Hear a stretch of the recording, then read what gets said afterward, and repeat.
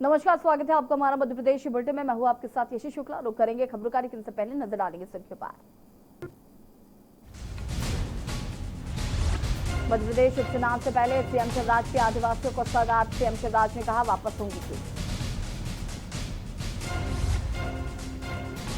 उपचुनाव से पहले कमलनाथ शिवराज में तड़की बढ़ी। ग्वालियर में कमलनाथ ने शिवराज को नालायक कहा। शिवराज का जवाब, लायक कौन, जनता तय करेगी। लगातार मध्य प्रदेश में जारी है कोरोना का कहर। कोरोना स्थिति नियंत्रण को सीएम शिवराज ने की बैठक में दिए आवश्यक दिशा निर्देश। कुदरत का कहर जमकर बरपा। आकाशीय बिजली गिरने से 3 सगे भाई बहन की मौत, एक की हालत गंभीर। जानवरों का चावल इंसानों को बांटा। गोदामों में रखा 76-10 कुंटल चावल, जांच में जानवरों वाला निकला। मध्य प्रदेश में भयावह कोरोना, एक दिन में संक्रमण सबसे ज्यादा मौतें। 42 पॉजिटिविटी रेट भी 24 घंटे में 1% था। आप देख रहे हैं के न्यूज, खबरों का सारथी।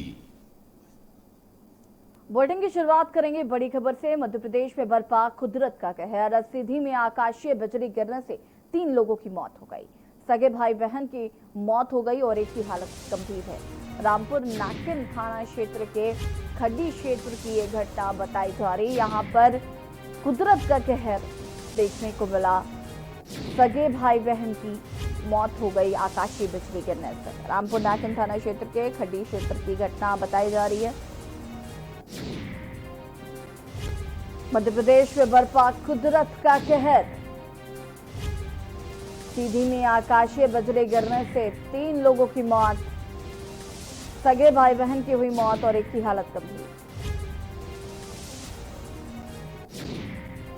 रामपुर नाकिन थाना क्षेत्र के खड्डी क्षेत्र की घटना बताई जा रही है। बड़ी खबर आपको बता रहे हैं। मध्य प्रदेश में बरपा कुदरत का कहर। आकाशीय बिजली गिरने से 3 लोगों की मौत और तीनों सगे भाई बहन बताए जा रहे हैं, एक की हालत गंभीर है।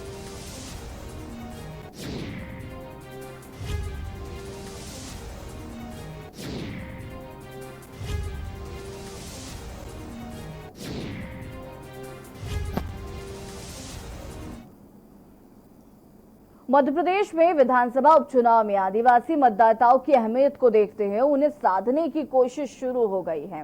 मुख्यमंत्री शिवराज सिंह चौहान भोपाल में वनाधिकार उत्सव को संबोधित कर रहे थे। उन्होंने वनाधिकार पत्र बांटे और वनाधिकार पुस्तिका का लोकार्पण किया। शिवराज ने कहा कि उन्हें अधिकारियों ने बताया कि शराब बनाने को लेकर आदिवासियों पर कई मुकदमे दर्ज हैं, जिन्हें वापस लिया जाएगा। और इसी तरह वनोपज चोरी, वन अधिनियम के छोटे जमानती अपराध, लकड़ी चोरी सहित जिन अपराधों में 1 साल या इससे कम की सजा का प्रावधान है, उन्हें वापस लिया जाएगा। तो मिलेंगे और जनजाति मेरे बहनों और भाइयों की प्रगति और विकास के काम भी नहीं रुकेंगे। गांव कौन सा है आपका बहन जी? अच्छा। परिवार में कौन कौन है आपके? 2 बच्चा है, एक बच्ची है। अच्छा। एक बेटा, एक बच्चा और एक बच्ची है। 2 बेटा है, एक बच्ची है। अच्छा, 2 बेटा है। तो दोनों बेटा और बच्ची तीनों पढ़ रहे हैं कि नहीं पढ़ रहे हैं? पढ़ रहे हैं सर। बड़े लड़का लोग पढ़ाई छोड़ दिए हैं। अच्छा। छोट वाले लड़का जताहरी पढ़ रहे हैं। अच्छा। छोट वाली बच्ची यहाँ कन्या परिषद में पढ़ रहे हैं। कन्या परिषद 12वीं क्लास जी। अच्छा, बेटी की पढ़ाई में कन्या परिषद में कोई दिक्कत तो नहीं होती? नहीं है, बात कर लीजिए सर, बैठे बीच बच्ची लोग। अच्छा, बेटी क्या नाम है आपका? सीमा बयाली। सीमा बेटी, गुड मॉर्निंग मामा जी। गुड मॉर्निंग बिटिया। भांजी मेरी, खूब लाड़ प्यार मेरी बेटी के माध्यम से मेरी सभी भांजियों से, मेरे सभी भांजियों से।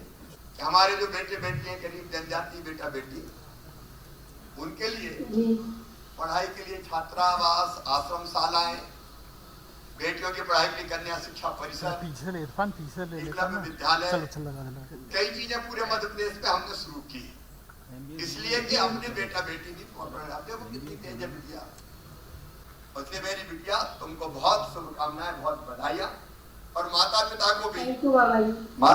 को भी बहन हमारी बैठी है नौहरपति जी, आपको भी बधाई, आप बच्ची को बेटी को भी पढ़ा रही, बेटों को भी पढ़ा रही।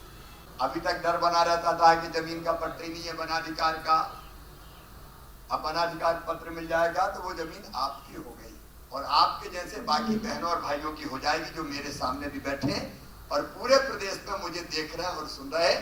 ये जमीन अब आपकी हो जाएगी। हवा सबके लिए बनाई, पानी सबके लिए बनाया, जमीनें सबके लिए बनाई,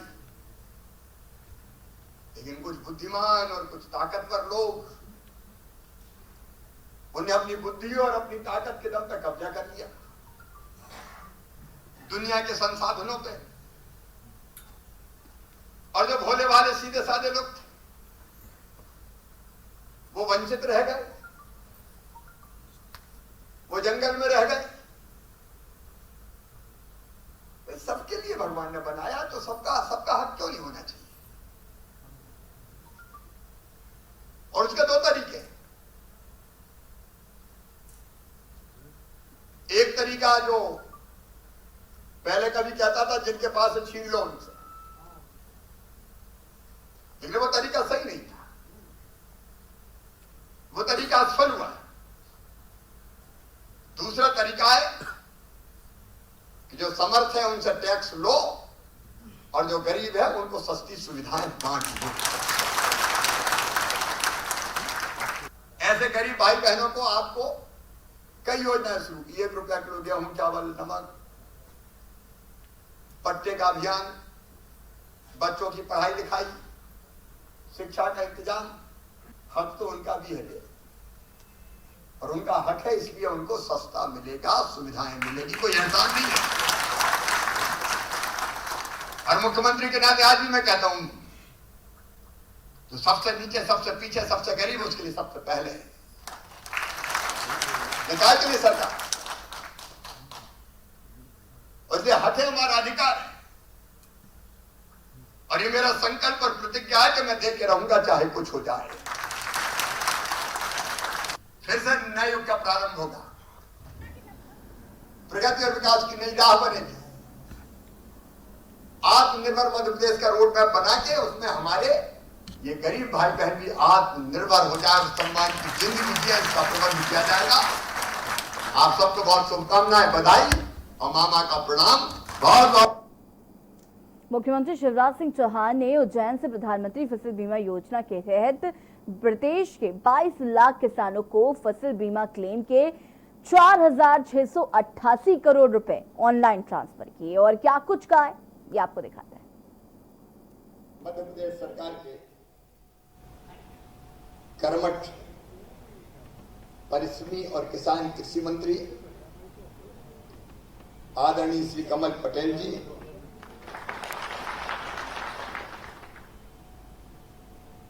हमारी सरकार के उच्च शिक्षा मंत्री आदरणीय डॉक्टर मोहन यादव जी, हमारे लोकप्रिय और यशस्वी सांसद आदरणीय अनिल फिरोदिया जी, प्रदेश के वरिष्ठ नेता पूर्व मंत्री उज्जैन से विधायक आदरणीय पारस जैन जी, महतपुर विधानसभा के यशस्वी विधायक आदरणीय बहादुर सिंह जी, भारतीय जनता पार्टी के जिलाध्यक्ष आदरणीय विवेक जी, भाई बहादुर सिंह जी, मेरे सामने बैठे हुए सभी आदरणीय वरिष्ठ नेता साथीगण और यहां बैठे हुए, यहां उपस्थित और प्रदेश भर में मुझे सुन रहे, भगवान के बाद जिनका दूसरा नंबर है अन्नदाता, क्योंकि अन्न ही ब्रह्म है और अन्न के बिना दुनिया चल नहीं सकती। हवा और पानी के बाद तीसरी चीज जो सबसे जरूरी है जिंदा रहने के लिए, वो है अन्न, अनाज। और अन्न को देने वाले अन्नदाता भाइयों और बहनों, दोनों हाथ जोड़ के शीश झुका के आपको प्रणाम करता हूं, आपको नमस्कार करता हूं। ये कोरोना काल है,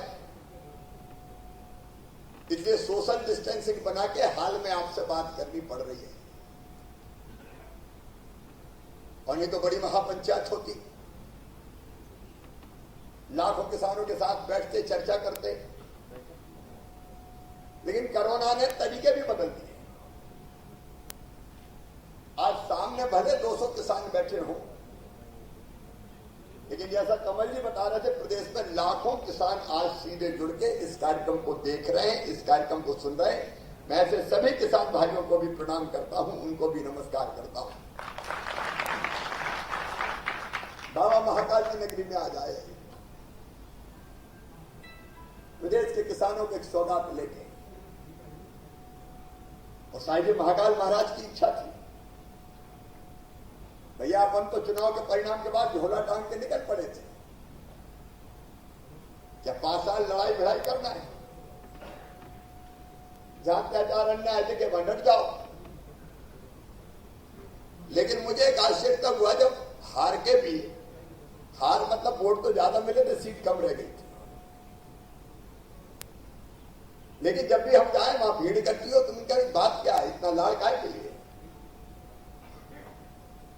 तो उत्तर ये आता था, मामा तो मामा है, छोड़ थोड़ी सकते हैं। एक जगह मेरे मुंह से गाना निकल गया कि हमसे क्या भूल हुई जो ये सजा हमको मिली, तो बीच में से आवाज आई, गलती हो गई मामा, 2 लाख के चक्कर में पड़ गए थे। सरकार नहीं बनी, हमें कोई गम नहीं था, क्योंकि केवल सत्ता के सिंहासन पर बैठने के लिए राजनीति नहीं। कर्ज माफ नहीं तो 11वें दिन मुख्यमंत्री बदल जाएगा। 10 दिन निकल गए, 10 महीना हो गए, 15 महीना हो गए। इस बीच में लाल, गुलाबी, पीले रंग रंग के फॉर्म आ गए, कोई पीला भरो, कोई गुलाबी भरो, कोई हरा भरो, और बाद में रंग रंग के फॉर्म बंडल बना के, गट्ठा बना के पटक दिए गए। अब क्या कहा था और हुआ क्या? कहा था कि सभी 2 लाख तक के कर्जा माफ होंगे, आदेश निकला केवल अल्पकालीन सहकारी ऋण माफ होंगे, बाकी नहीं। और अब खबर आगर मालवा से है, जहां पर विधानसभा उपचुनाव को लेकर सियासी घमासान जारी है। जयवर्धन सिंह, जीतू पटवारी, कुणाल चौधरी ने आगर में कांग्रेस चुनाव कार्यालय का उद्घाटन किया। जीतू पटवारी ने सिंधिया पर तंज कसते हुए कहा कि सिंधिया कांग्रेस परिवार की हत्या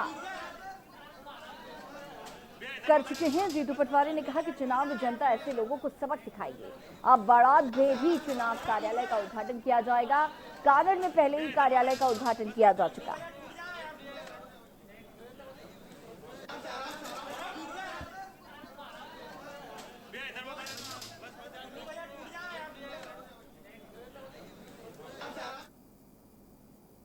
खबर हरदा भोपाल से है, जहां पर कृषि एवं किसान कल्याण मंत्री कमल पटेल ने पूर्व मुख्यमंत्री कमलनाथ पर जवाबी हमला करते हुए कहा कि जो अपने मंत्रियों और विधायकों का भरोसा ही नहीं रख पाए, वो अब जनता का भरोसा जीतने निकले। उन्होंने कहा कि प्रदेश की जनता उनकी लूटपाट और झूठे वादे देख चुकी है, इसलिए वो अब उनके झांसे में नहीं आने वाली। पूर्व मुख्यमंत्री कमलनाथ ने ग्वालियर प्रवास के दौरान पत्रकार वार्ता में भाजपा पर नोटों के दम पर सरकार बनाने का आरोप लगाया था। ग्वालियर के विकास को लेकर सीधे तौर पर सिंधिया को कटघरे में खड़ा करते हुए जवाब मांगा था।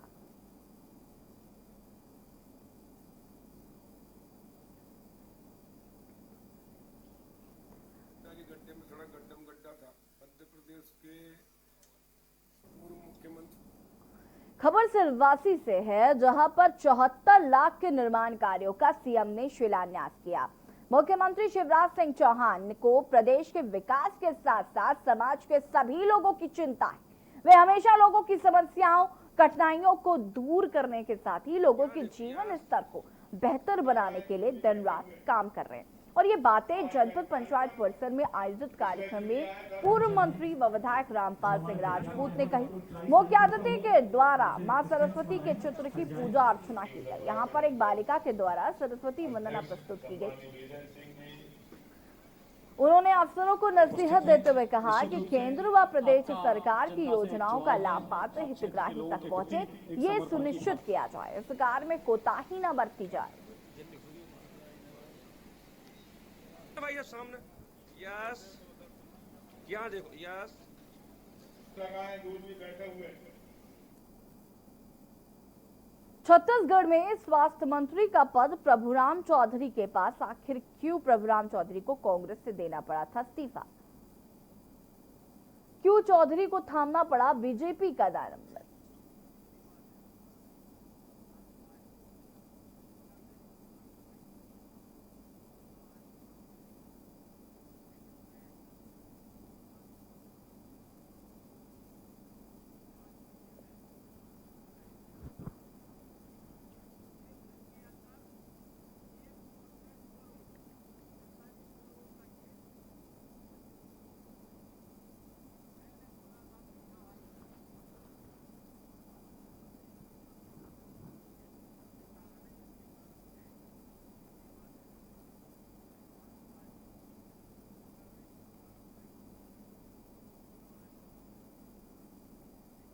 मैंने बोला था कि यहाँ हाई सेकेंडरी होना है, लेकिन कमलनाथ जी ने एक भी बात नहीं सुनी। ऐसी बहुत से कारण है जिसके कारण मुझे इस्तीफा देना पड़ा। ना तो आज अगर मेरी सुनवाई हो रही होती तो ना आज चुनाव की जरूरत थी। लेकिन मैं धन्यवाद दूंगा शिवराज जी चौहान को। 5 महीने में उनने इतने विकास के काम साथी किया। एक दिन के अंदर एक फोन पे 2 रोड, 43 करोड़ का ये और 55 करोड़ का गढ़ी अहमदपुर। डिंडौरी जिले के शाहपुरा विकास खंड के गगनपुरा गांव में तालाब में डूबने से 3 बहनों की दर्दनाक मौत हो गई थी, जिसके चलते घर के आंगन से एक साथ 3 बहनों की अर्थी निकली। वहीं पूरा गांव ये नजारा देखकर फूट फूट कर रो पड़ा। बता दें कि अंतिम यात्रा में सैलाब उमड़ पड़ा। परिजन और ग्रामीणों के नम आंखों से 3 बहनों को विदाई दी गई। आपको बता दें कि गुरुवार को एक ही परिवार की 3 बच्चियां तालाब में नहाने गई थीं और नहाते समय तीनों बहन डूब गईं। घटना के बाद पूरे गांव में मातम पसर गया और चीख पुकार मच गई।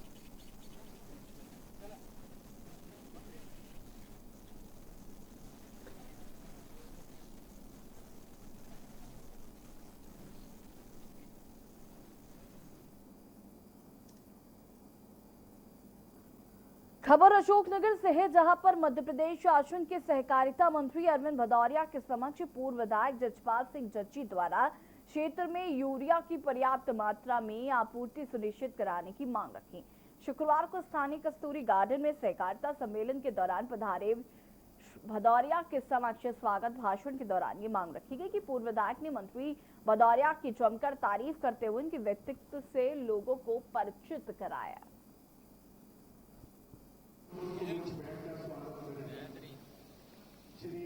मैं समझता हूँ भाई साहब के बारे में जानते हैं और भारतीय जनता पार्टी में सरकार का पक्ष है, उसके साथ भी सरकार के मिनिस्टर है और मेरा विनम्र प्रार्थना के साथ पूर्ण मनोयोग के साथ।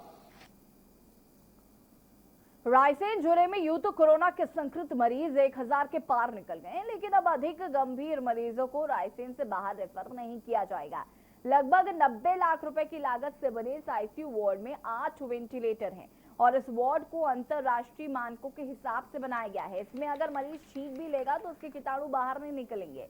वहीं डॉक्टर प्रभुराम चौधरी ने कहा कि मध्य प्रदेश सरकार प्रदेश के प्रत्येक जिले को स्वास्थ्य के क्षेत्र में बेहतर सुविधाएं देने और उच्च स्तरीय मेडिकल कंसल्टेंसी देने जा रही है। और आगे डॉक्टर चौधरी ने क्या कहा कि all India medical institute of medical science AIIMS से जोड़ा जाएगा तथा वहां के डॉक्टर से कंसल्ट किया जाएगा और रायसेन जिले को इससे जोड़ा गया है। डॉक्टर चौधरी रायसेन जिला मुख्यालय पर 90 लाख की लागत से बने कोविड-19 के मरीजों के लिए अत्याधुनिक आईसीयू का शुभारंभ कर रहे थे और उन्होंने कहा कि अब रायसेन जिले के कोविड प्रभावित मरीजों को भोपाल रेफर नहीं किया जाएगा।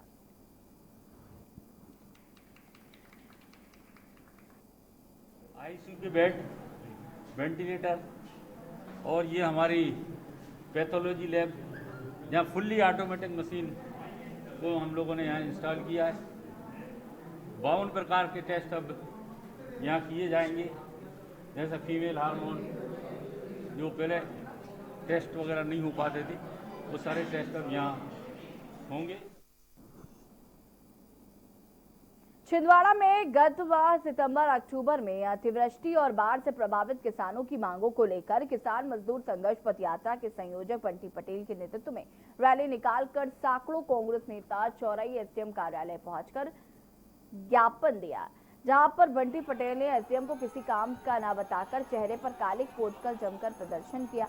घटना की जानकारी मिलते ही एसपी शशांक गर्ग और एडीएम समेत चौराई पहुंचकर एसडीएम के साथ थाने में पहुंचकर बयान दर्ज करवाए। एसडीएम ने आरोप लगाया कि एक शख्स द्वारा प्राणघातक हमला कर गला दबाने की कोशिश की गई और फिर चेहरे पर कालिक पोती गई। पीछे हटने के बाद पत्थरबाजी की गई। इस तरह की घटना को लेकर घोर निंदा करते हुए दोषियों के खिलाफ उचित कार्रवाई की जाने की मांग की गई। बताया जा रहा है कि पुलिस द्वारा बंटी पटेल, पूर्व विधायक गंभीर सिंह चौधरी समेत 22 लोगों पर मामला दर्ज किया गया है।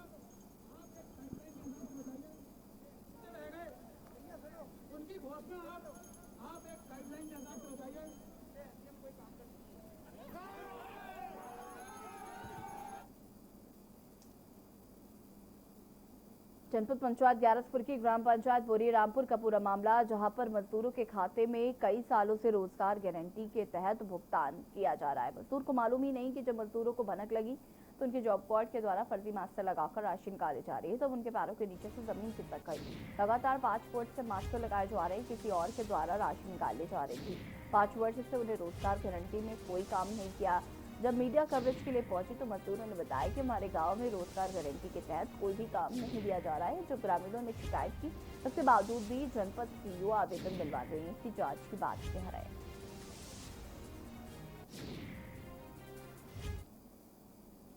जो रोड डाला था कितने साल ध्यान नहीं है, बहुत पुराने सरपंच टाइम में करो।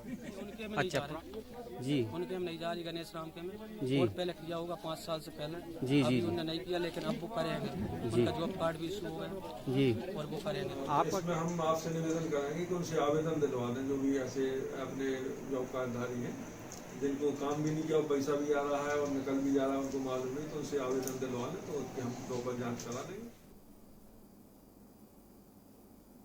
छिंदवाड़ा के नागपुर हाईवे रोड पर ग्राम चिकली कला के समीप तेज रफ्तार और लापरवाही के चलते ट्रक और कंटेनर के बीच भीषण टक्कर हो गई। इस टक्कर में ट्रक क्लीनर की जिला अस्पताल में उपचार के दौरान मौत हो गई, अन्य एक घायल बताया जा रहा है। ट्रक का पास भरकर नागपुर की ओर से छिंदवाड़ा जा रहा था। ग्राम चिकली कला पुलिया के छिंदवाड़ा की ओर से बेलगाम तीव्र गति से आ रहे कंटेनर का संतुलन बिगड़ने से सीधे भिड़ंत हो गई। उमरानाला पुलिस ने मर्ग कायम कर शव का पोस्टमार्टम कराकर मामले को जांच में लिया।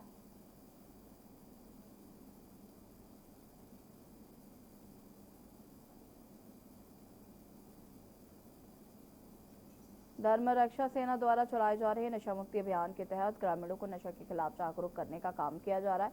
साथ ही लोगों को नशा छोड़ने हेतु प्रेरित भी किया जा रहा है। उसके साथ ही गांव में किसी प्रकार की नशीली वस्तुओं का विक्रय न हो तो गांव में स्वीटी बनाकर निरंतर निगरानी रखी जा रही है। और इसी कड़ी में ग्राम बगलई में भी नशा मुक्ति अभियान चलाया गया, जिसमें सैकड़ों की संख्या में महिलाएं इस मुहिम से जुड़कर नशाबंदी के खिलाफ मोर्चा खोलती नजर आई। साथ ही संपूर्ण गांव को नशा मुक्त बनाने की शपथ ग्रामीणों को दिलाई गई। गांव में किसी भी प्रकार की नशीली सामग्री का विक्रय न हो, इसके लिए निगरानी समिति बनाई गई।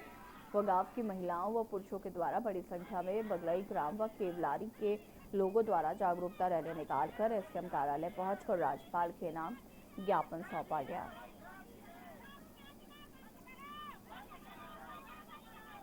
ग्राम पंचायत बगलई से हम लोग आए हैं। गांव में पूर्णतः शराब बंद होना चाहिए।